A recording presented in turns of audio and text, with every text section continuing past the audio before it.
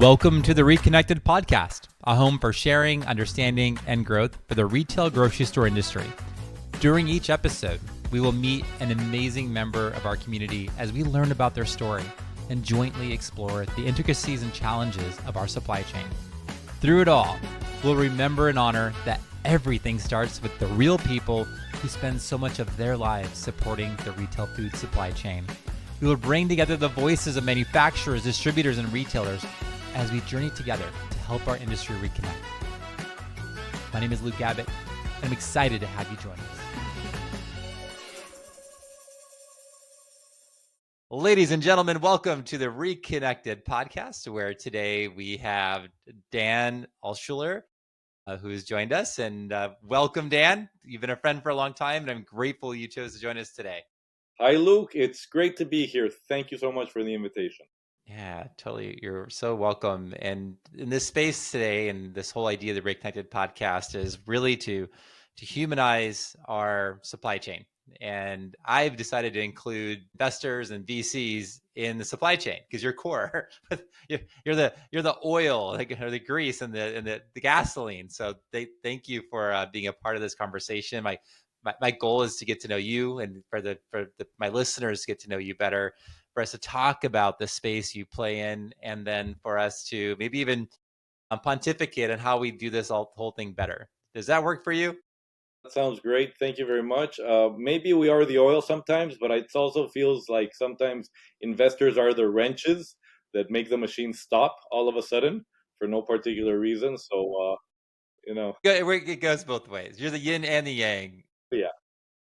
Which I love it. So maybe I think it'd be good, and I'm so curious. Maybe like 1 to 2 minutes. Could you kind of tell me like what you do today and what your role is in this amazing supply chain we live in? Yeah, happy to. So I am a partner at Unovis Asset Management, and we are impact investors focused on food systems. And what we do is we invest in early stage companies that we feel have the power to transform how the world feeds itself in terms of it improving our food security, in terms of improving health and wellness of the food that we eat, and in terms of improving our environmental impact. Because if we look at it from afar, the food system is all encompassing, and it is something that is definitely needed for all of us to survive, but it is also having a huge toil on our bodies as it is today, and a huge toil on the environment. So that's what we do at it. We approach it from an impact perspective, but we are financial investors. That means that at the end of the day, we need to see that both cases are solid before we push in. And how does you describe yourself as a VC, or what would be the term to best describe you? Yeah, I think today it's a VC. Okay. So impact investor, VC, failed food entrepreneur, all of the above. So okay, that should lead us down a fun line of conversation. So how does one become a VC? What was your path to here? Where did it My start? path here is not linear. It started with my professional career. So if we go back 25 plus years, I started off in banking in Mexico, and I was helping some of the larger food corporations with traditional banking services, companies such as Maseca, Okay. which is the largest tortilla maker in the world. I did that for a couple of years, then managed a logistics firm where I also worked with different CPG and food service companies. All of this in Mexico City, where I was born and raised. Then I moved to the US, and while I was figuring out what to do, I started working with different food companies, helping them launch into the US, understanding the landscape. And I got the entrepreneurial bug, and I started a CPG company I didn't know doing this about natural you. snacks. So working with farmers in different areas of Mexico, of the Center Valley of Mexico, and helping them find ways to allocate all of their excess crops because they didn't have a lot of money to try to market it. So that was a 5-year roller coaster. The brand was called Bodhi Natural Snacks, and I did all the mistakes an entrepreneur should not make. Every single one of them. From branding, from marketing, my strategy was all over the place. I didn't have the margins that I needed, but I learned a lot. And I also learned that I really like food. Now, if that would not have been enough, because I'm a glutton for punishment, I decided to also be involved in a restaurant in New York City along with some friends. And we had this hole in the wall in the Lower East Side called La Barra, and it was a tacos and ceviche place. A lot of fun, a lot of learnings, not necessarily the best ROI from a money perspective, but it was great. And after that, I ended up managing a creative agency with a focus on CPG and food service.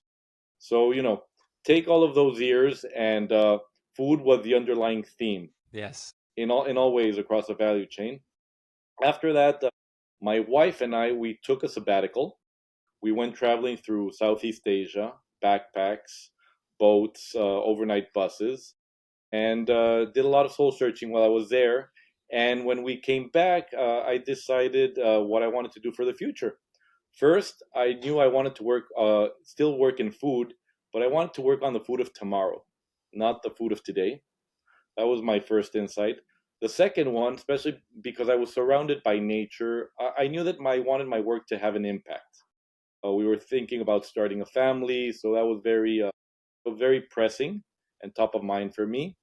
And lastly, I recognized that my skills were less of being an operator and more on being strategic. And that's how I decided, okay, probably the best way for me to create value in the system would be through investing. Okay. Got it. And how long ago was that? That was coming on 9 years ago. Okay. Wow, what a life you've lived. I'm just digging in for a second on the CPG company that I think it was Bodhi Natural Snacks Yeah. and the mistakes that you said that you shouldn't have made, but you made. Did you raise investment capital? Was it you? Did you have any mentors? I'm curious. Yes, I did raise investment capital, had wonderful partners. Yes, I did have mentors. They tried to guide me. I also had a wonderful business partner who was not involved in the day to day because he was in grad school during that time, but he was as supportive as he could be with a limited amount of time. So yeah, it was my first experience into working in a venture type environment. This was a family office. They were very supportive, and they had some interests in food. So what I said to them made sense, and they backed me. And after I was 4 years, 4.5 years into this project, we were already had gotten into Kroger and into Whole Foods. We were one of the Okay. first brands to start selling on Amazon when Amazon was just trying to explore should they be in food or not. And by the fourth year, I started seeing that the forward progress was no longer there. Got it. And it took me the better part of that year to recognize that it was just not moving forward. And one day I came to terms with this and said, I think I'm done. And it was less a business and more me emotionally. Hmm. I was spent. So I came back to my investors and I said, you know what, I'm done. And I give them a lot of credit because they said, okay, you put it your all. We understand. Is there anything to salvage? And we tried to figure out if there was a way to sell what was there. And it was probably going to take more money to try and sell it Yeah. than what we could recoup. So we decided to close it down. I slept very well that evening Yeah. after it had been decided, but it was a huge emotional roller coaster. It sounds like it. And so you can, as a now in the VC capacity, working with founders, I mean, you can have total empathy, right? I try to. I'm very opinionated. I will give them very direct, honest feedback, and I will say, I was in a similar situation. I went this way, and this is how it turned out, and this is usually why it turns out this way. It Hmm. doesn't mean that I know how to do it right necessarily, but I do see a lot of the pitfalls of different types of strategies. everything from, how broadly or how Mm-hmm. focused you are when you're going to market, to how important it is to be scrappy Mm-hmm. and to maintain that mindset, especially in food. But it sounds like you also learned that there are these frothy periods in the market that always come and go, and it sounds like you learned. I heard you say earlier, like margin, like you got to be able to have profit in there somewhere, If you don't start with margin, it never will appear. right? I It agree. just doesn't happen. It will improve, but it won't appear. The two very Right. different things. So you will have these incremental growths, but in order to sustain it, you're going to need sometimes more capital than is justifiable. And here's where the investor side of the equation comes in, because as an investor, the more I put in, the more I want out. And actually, that grows because my level of risk keeps Hmm. increasing and increasing, and the value of money over time Yes. just increases a lot. And so Yeah. that's hard for entrepreneurs to sometimes grasp. Yeah. Well, what I also comes up for me is you talked about like meeting with the VCs, your investors, and saying, "Hey, I'm done." Is there's actually a courageousness in stopping? I don't know if it came from courage or just You're done. I don't know what to do. We were at an inflection point. The bank Yeah. account was almost dry, Yeah. and it's either fill it up, but I didn't know what to do differently. You know, Yeah. and that's actually one of the There wasn't a reasons path. I ended up going to Babson to do my MBA, because I Okay. recognized that I didn't have the tools needed for a revamp. And Babson plays an important part because thanks to Babson is how I got connected with my partner now, Chris Kerr, Wow. because he was an Okay. alumni. And that's how I found him, and that's how I wiggled my way onto his very busy schedule, saying like, "Please, help an alumni out." Right. And that's how I ended up joining him and becoming partners. So That networking. How old were you when you got your MBA at Babson? so that was in 2011 that I graduated. So I was 35, 36. Okay. It's a little bit older. Yeah, Yeah. I had missed the window. I had done some graduate studies before in my mid 20s, but then just life happened. Hmm. And so I was in like, should I go back to school? Should I not? And Babson had this wonderful program. It's not necessarily an executive program, but it was called the fast track. So you would go to school every 2 or 3 weeks for a very intense 3 or 4 day period. And in the meantime, everybody had a job. So it's, people more senior in their careers. Yep. And So I'm it's very real. grateful to school. And I'm trying to find ways to give back.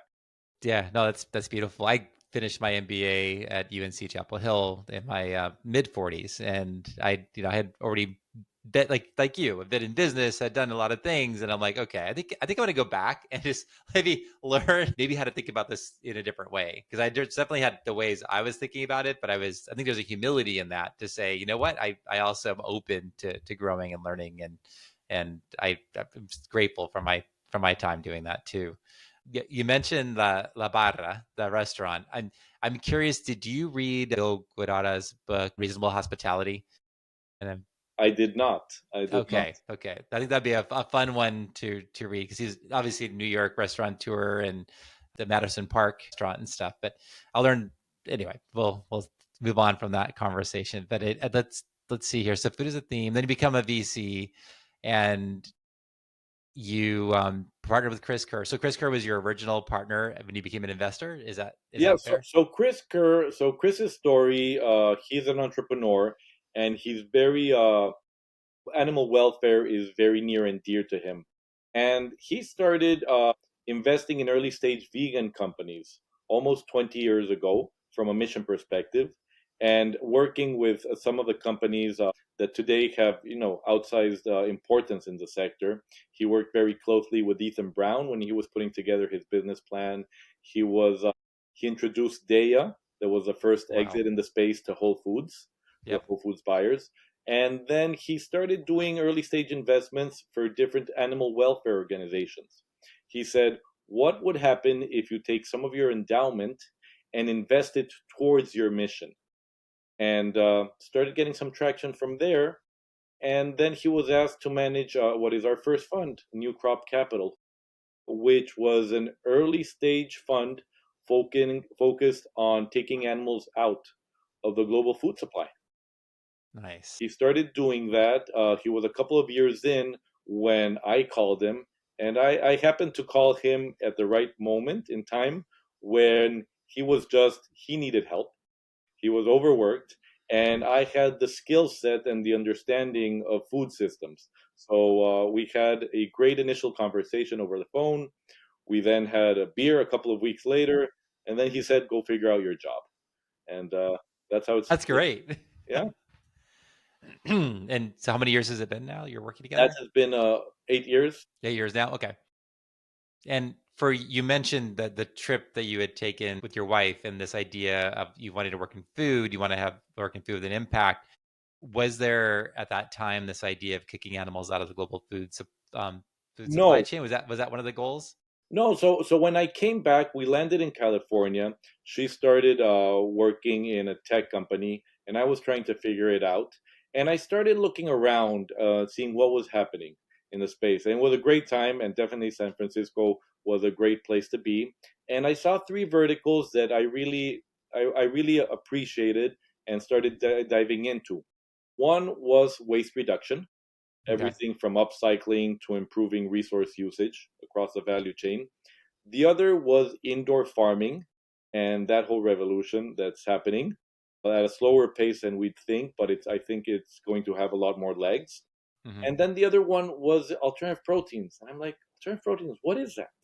And for in full transparency, I ate everything. I was a very curious eater. My wife and I were. But I started researching and I started learning about the different companies. And then you had Ethan Brown with some products on the market. You had Pat Brown from Impossible Foods, and they were just about to do their initial tastings at Le Jardin. And so I'm like, okay, what is this? So I remember going to that initial tasting with some friends. We had spent the weekend in Napa, and then I convinced them, let's go to this restaurant. So we got to the restaurant, and there were only a set amount of burgers that they were making, so everybody got a number.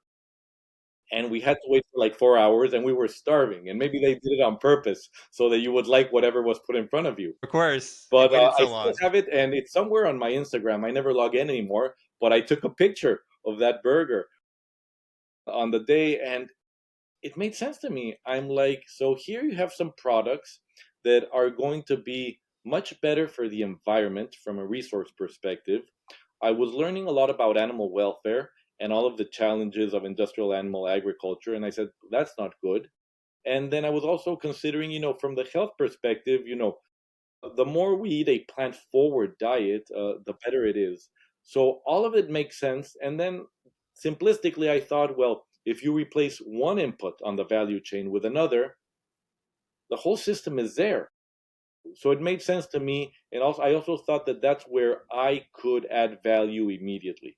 The others were much more technical. And that's when I started going deeper and deeper, reached out to the GFI, got to know Bruce Mhm. Edick there and the amazing team that they've done so much. And yeah, so that was it. Wow. And for the new crop, have you had multiple funds at this point or? So New Crop Capital was our first fund. Mhm. From there, we did a second fund, which is what's usually called an extension fund.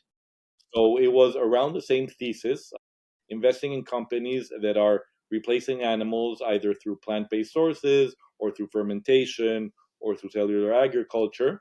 And that fund is almost wrapped up. And now I'm working on new projects. So putting together, I continue to believe that we still have a lot of problems in the space in food systems. And I believe Yes. that technology is going to play an outsized role. So continuing to pursue that passion. Got it. Thank you. And you and I are both connected to a company, Abbott, and I'm curious. Believe you were one of the earlier investors in the company, and at the time that Abbott was kind of coming up and looking for investment, there were so many players out there. And I know you've also placed some other bets, but I'm curious from your perspective for like an Abbott's, like what really got your attention there? Was it product, person, or I'm curious. It always starts with the person. At the end of the day, being an entrepreneur, requires, it's a combination. You need grit.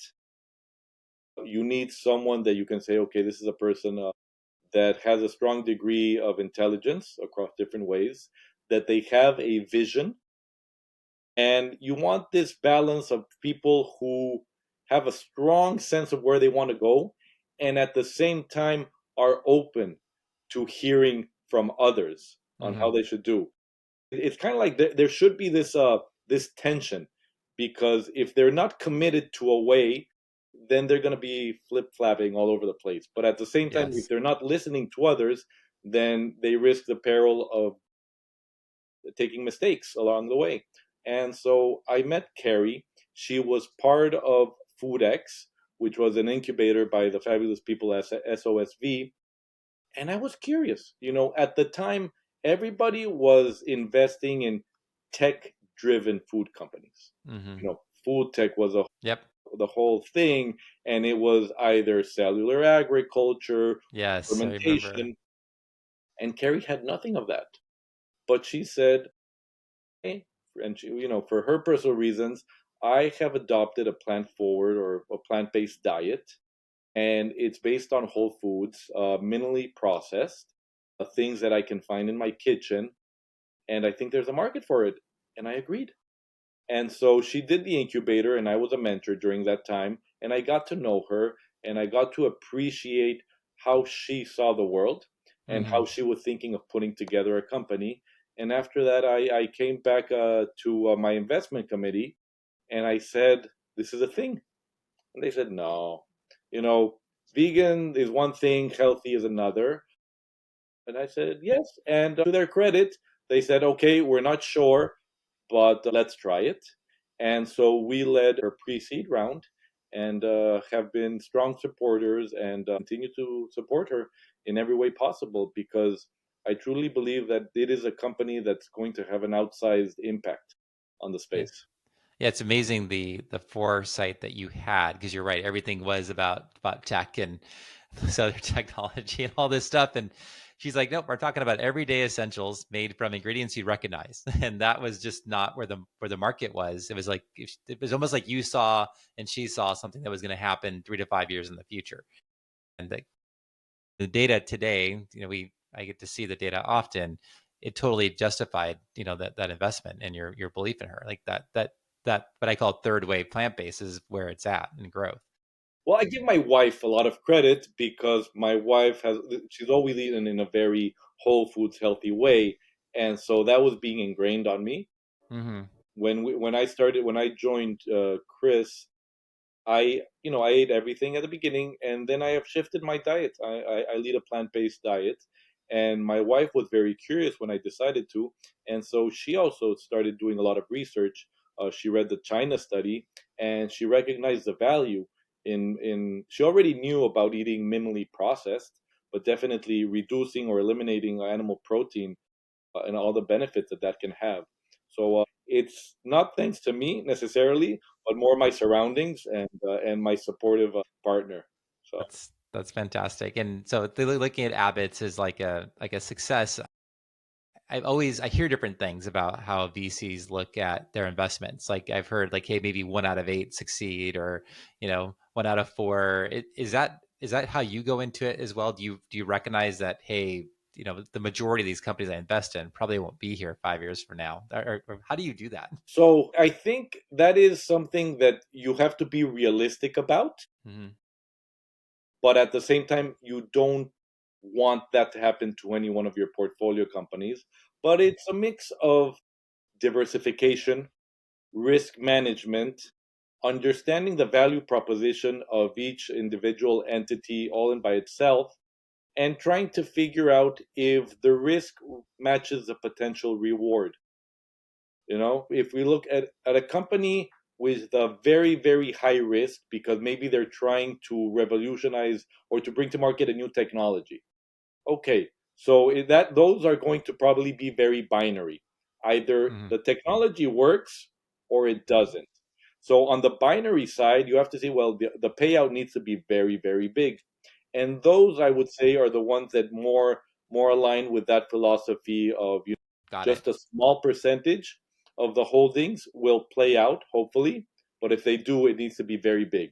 Now, companies where they are going to be much more executionally driven, then you're going to need to say, okay, how much money does this company need to go from A to B and then B to C and C so forth until a potential exit? And what are the different milestones that the company needs to be accomplishing during that time? Developing a product, going to market, getting that initial traction, and then seeing if the traction and the velocity and the margins hold up towards a positive path towards break even and then hopefully making profit, right? And then you have to compare that with the amount of money that they need or that they think they need. And here is where the scrappiness of an entrepreneur, of their team, I think really goes into play.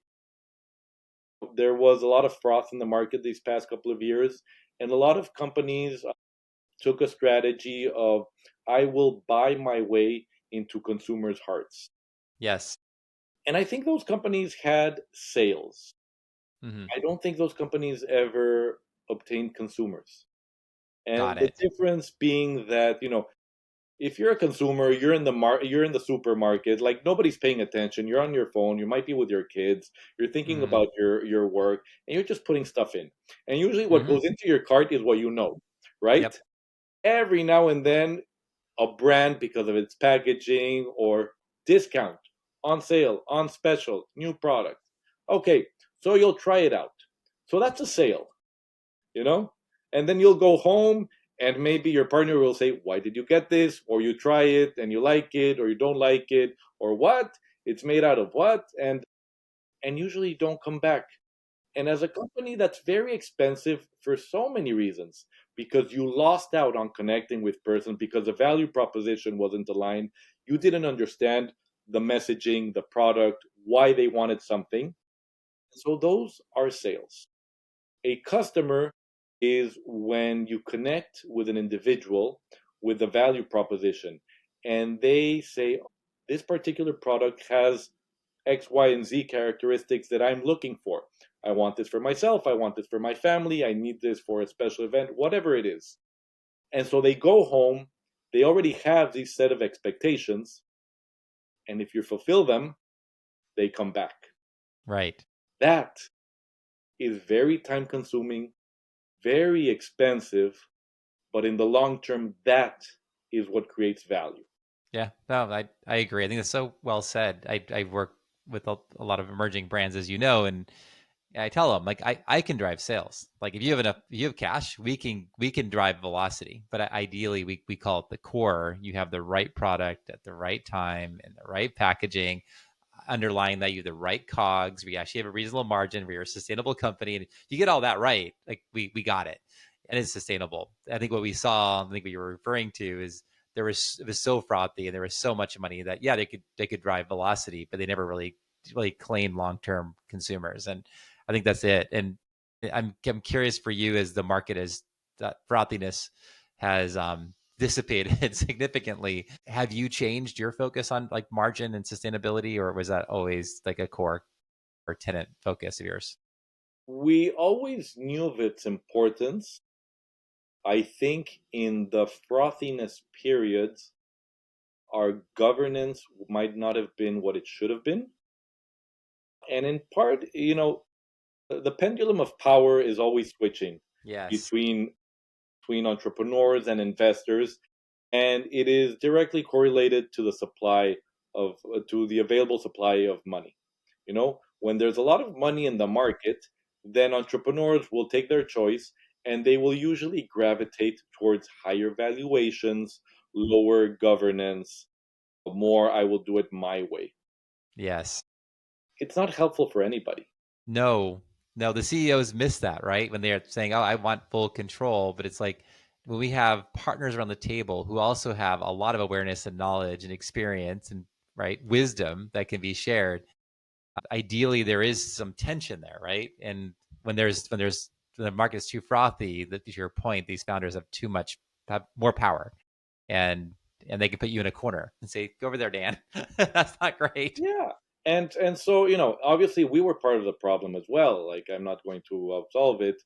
But to your points of on margins, we always knew that was the case with margins. In some situations, we thought that a quick fix would turn into a long-term solution. That did not happen. Hmm. And in other times, when you're talking about more sophisticated tech-driven companies, for X, Y, and Z, it did not occur. And I'm more okay with those because those we knew that the risk could happen. I think the history has not been finalized on everything around cellular agriculture. We've invested in several companies around the space. You have very smart, driven, committed people working to solve a very, very complex problem. And I think the most important thing is that they need time to solve it. I agree. That makes sense. And as I'm thinking about like venture capital, I think about it as playing in like what I would call like the sexy places in the market, right? And so as you were investing like in Abbott's years ago, that was at the moment when the novelty of plant based was going crazy. I remember meeting with the category manager at Whole Foods Global at the time, Parker Brody, and he was telling me that I believe it was Impossible or Beyond or one of them. They had it in a refrigerated set. They take over like 12-foot sets of frozen, and they were selling over 100 units per SKU per store per week, and it was wild. And so it made sense, right? VC, this is total VC space, and now that some of the novelty is worn off and it's become more mature, is it still a space for VCs to play in? So, yes, I think alt proteins is a space that will continue to grow Okay. and evolve. I would say that more broadly, early stage investments into food systems is sorely needed. And I would say that definitely that frothiness, it happened when so many things just happened to coincide. The growth in importance of food in the U.S. Culturally is something that I've seen play out over the past 30 years. In the early 80s, I don't think it played as prominent a role in society. And then we started seeing it for different reasons. Everything from fruit shows, the Food Network. Chefs it became sexy to be a chef. You started having all of these different narratives, and not just about American culinary history, but also adopting from other countries and other heritages. And that started to build up.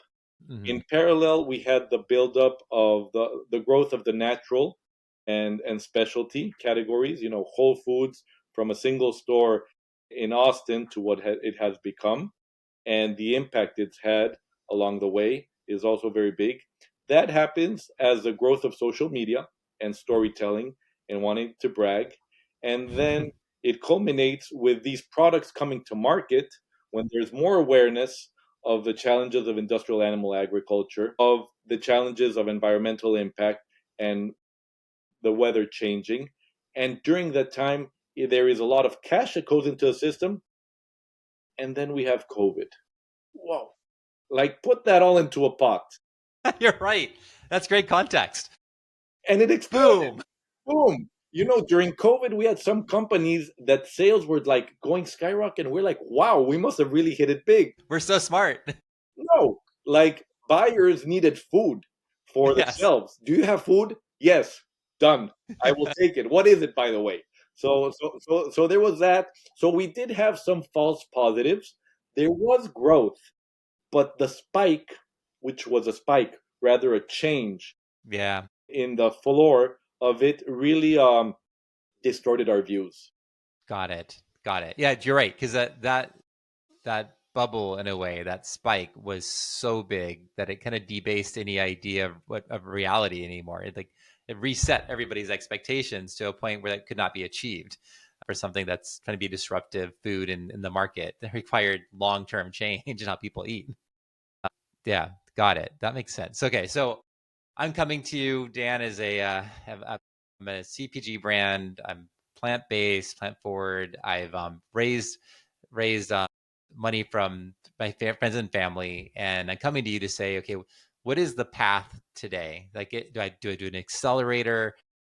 how do I need to show up for you as an investor to go like, this is something that I feel comfortable with? So there's several things. One, for me, it's important why you are doing this.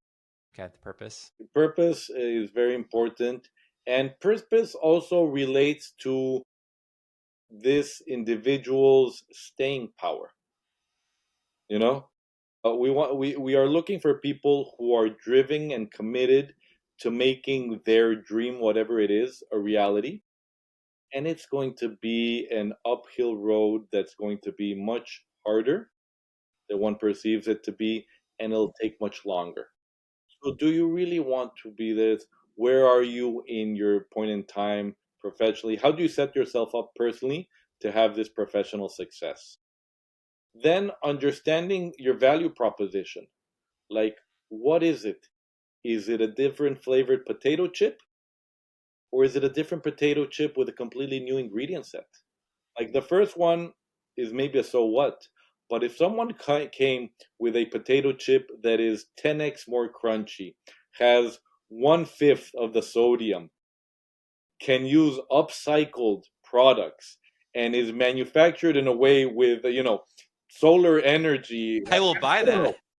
Like, if you're starting to hit on a lot of core differentiators Yeah. that you Yeah. can build a moat, then any category can be disrupted. And I say potato chips because look at that category. Snacks is as competitive as it gets, but every now and then you get something like pop chips, right?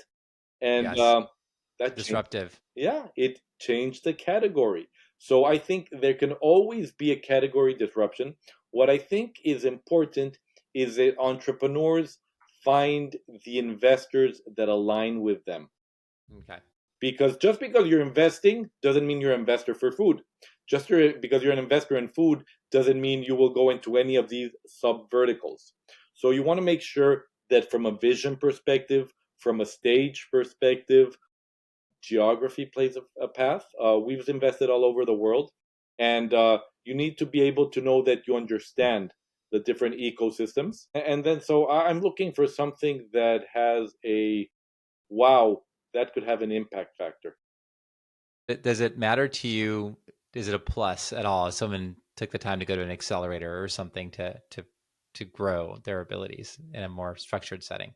The accelerators can be amazing, but it's like school. Do you need to have gone to school? No. But if you went to school, it's not about the diploma, it's what you learned. So it's what you put into it. So if you were just there to check the boxes, okay, maybe you were there because all you wanted to do was networking. Okay. Yeah. So now I understand we have a founder who excels at networking. How can we complement their respective skill set? Yeah. Got it. Got it. That makes sense.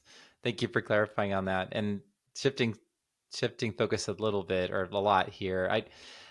I'm worried about something that I see and I'd like to talk to you about it and some of the rest of our time here is I'm seeing more and more channel costs creep into the system. Retailers are starting to ask for aggressive EDLPs on top of everything else that they're already doing. I'm seeing distributors like even Unify that are really struggling with profitability right now, and they're already taking cost shifting on average 7% or more back to brands, but they really need to cost shift more than that.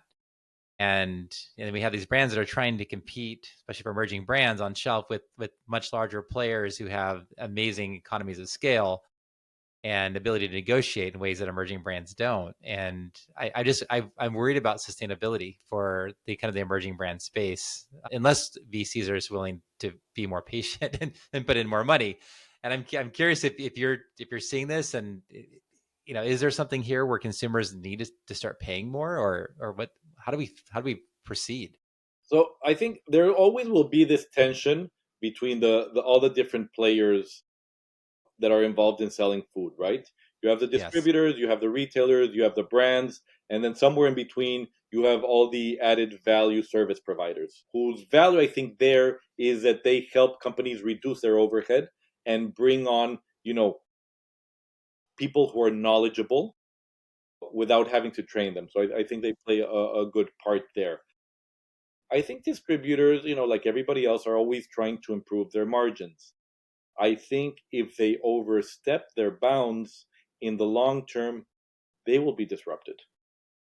And so I think it falls on them to be mindful that Amazon can go and eat their lunch at some point in time. Right.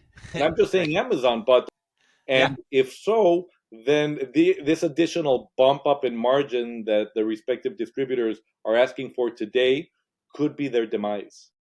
So I think they need to recognize that today, as a consumer, you're starting to have more options as to where you purchase your food. You know, delivery services are already a big part of everyday life as it relates to food service.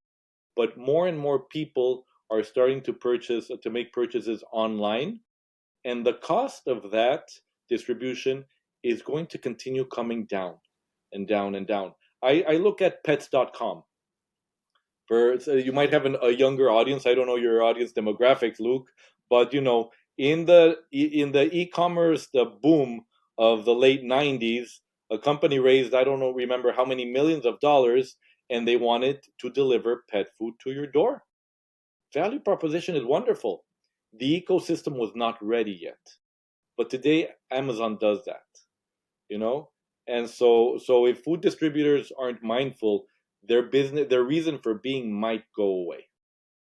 So that's the first part of your question. What what is my advice to small brands? Stay as small as possible for as long a period of time. I can't hear you. Are you saying don't go Kroger nationally day one? I went Kroger nationally. Oh no. As I said, all mistakes possible. Yes, you know, we can go into that another time, but yes, stay as small as possible. Yep. Connect with the consumer, understand your product, because you're going to have an idea of your product, but you need to live it from the consumer's point of view. I think empathy is the key to business in every single sense. Understanding your partners, your team, your customers, your vendors and Yeah. suppliers. So having that empathy and giving it time to evolve, because your product might take a particular set of characteristics during the summer, Yep. different from the winter. Yes. So giving it time, staying as small as possible, avoiding top tier markets, Yep. the New Yorks and Californias of the world, avoiding that, go to a smaller market, go to the mom and pops, go to the ones where people can say, okay, you can put it in this basket and it's homemade. And really, that's how you start. You start really small, you give it time. I think there are investors who want that. I think it's much more on the angel side. But they're going to make sure that you are being very scrappy. That might mean that this is, your afternoon, your side gig, so that you can Some put food on the money table. coming in. Yeah. So we do need to understand that this is not tech. You're not going to be a billionaire in 18 months. You're not going No. to go public, in 36. And this is the dynamics of this particular industry. No, that's well said. I think what you were saying about distributors and in the first part of your response is a really good point. I would say on my side, what I see is just a lack of technology being brought to bear fast enough. Uh, Even when I had my own distribution company, we had 72 people working in the Philippines, that were taking on a lot of these roles. And even with generative AI and other systems that are coming to bear, like distributors, I think can do a lot better for a lot less of a spend and be much more efficient. But they're just so big that it's so hard to change, is what I notice, and the change is very, very slow. So to your point, it's ripe for disruption, and I don't know, I'm really hopeful that something changes there soon, because it's something that's really it's a huge cash suck out of these emerging brands that are trying to make it. And I'm also curious, do you see a path where consumers become more comfortable paying more for an emerging brand, or do you think that's pie in the sky? For an emerging brand, so it's not about price, it's about value. Okay. Like, look at organics. It's about value and it's about segmentation and understanding it. If you try to be everything to everyone, you're going to fail. Hmm. So, what is your value that you perceive that you are bringing? who will recognize that value? The very proud father of three. For our Congratulations. firstborn, we purchased a particular type of products that were very destined for babies, and there were premium, and you had this whole story. Our third one ate what was on the table, Right. and and and it's okay. So we perceived as parents a certain type of value that as we learned more and became more comfortable as being parents, that we didn't think that they was needed to purchase certain products. And I think like that, you can go across any category. Some people are going to have certain dietary restrictions because of cultural or religious needs, others because of their health and Hmm. some personal reasons. So that can be a differentiator. Others Beautiful. because they are in certain type of parts of the world where it gets really hot or really cold. So really, I think you need to understand what it is that you're bringing of value, and then presenting it in a way that people recognize that. Got it. Got it. And there's so many tools for doing that today. I think 5, 6 years ago, it said social media really didn't matter that much. But I'm finding now that like the relationships between TikTok and Instagram and like, it can really make a difference in helping to get that value proposition out and get people interested in a product. I'm curious if you've seen that medium change in terms of importance to the brands you're working with. So definitely, the whole social media revolution, everybody having a phone with availability to anything, anywhere in the world, has definitely changed us in good and in bad ways. In the same way we have access to so much information, we have information overload and we have distortions of information. But I think those are amplifiers. But to have those amplifiers be successful, there is a lot of early stage work that Got needs it. to be done. So once you have that core understanding of your product and your consumer and how you're connecting with them, once you have in place the back end, in this case being the manufacturing with the quality controls and the supply chains and the distribution, then amplifying makes sense because it is a very big drag on your cash that needs to have immediate results. Right. This is where I see brands that start off in D2C as having an advantage because they often are built out a customer base. They have their newsletters already built out. They know who their customer is. They often leverage the social media, and then when they go into retail, it's like, oh yeah, we can drive intent to buy day one. We have a million followers combined or something. Doesn't work so well in refrigerated products, but I think I've seen that play out a number of times in the last 3 years. I think I completely agree. I think in certain categories, shelf stable, easy to ship, so not too heavy. Definitely they can have that. But then you're still going to need to be very scrappy on your acquisition costs.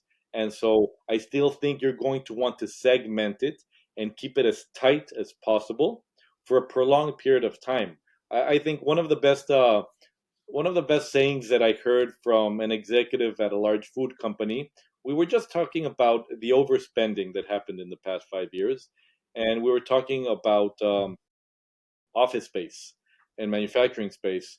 And in food, we came to a lot of companies were renting larger facilities than they needed because they were going to grow into it.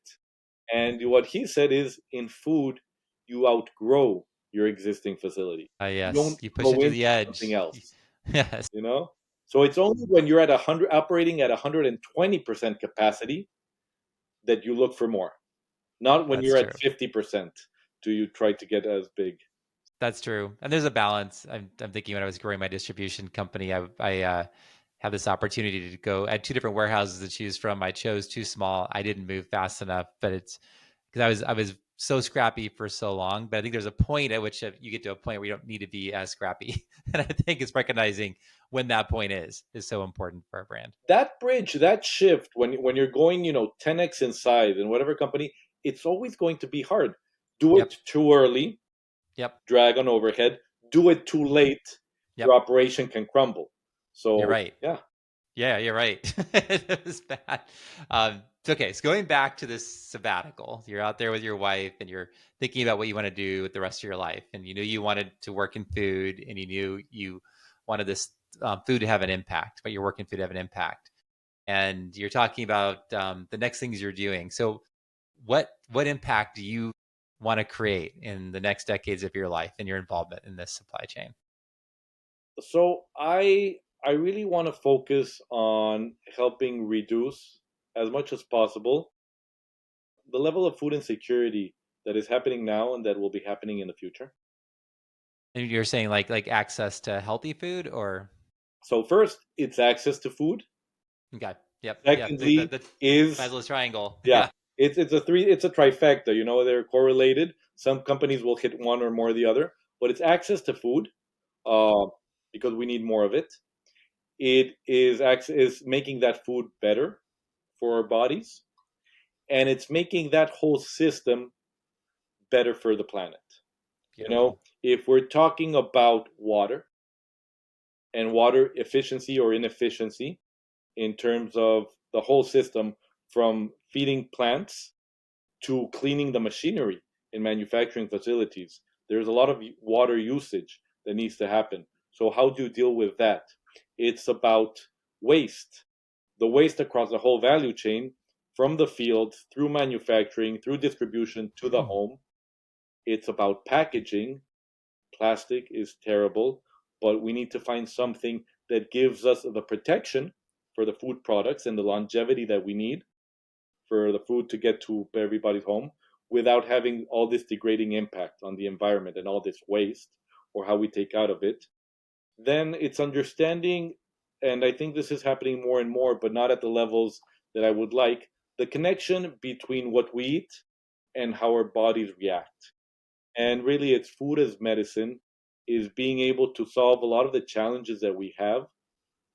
There is an increase in obesity, in diabetes, in heart related diseases, in cancers that are happening more and more as global diets have shifted. So, how do we bring consumers things that they will want to eat? Because that's where it starts Yep. with ingredient lists that maybe have less emphasis on sugar, has lower sodium, have Mm. lower minimal or no animal proteins on it. So all of those, and where do those ingredients come from? Is it through molecular farming? Is it through cellular agriculture? Is it through different forms of biomanufacturing?